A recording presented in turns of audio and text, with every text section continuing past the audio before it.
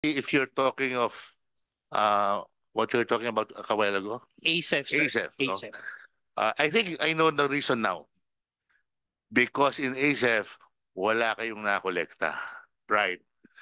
Because I was also one of the beneficiary of ASEP.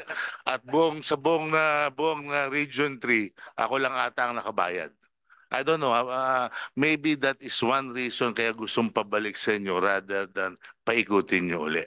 Ang ating pong mga rice farmers ay isa sa pinakamahirap sa ating komunidad.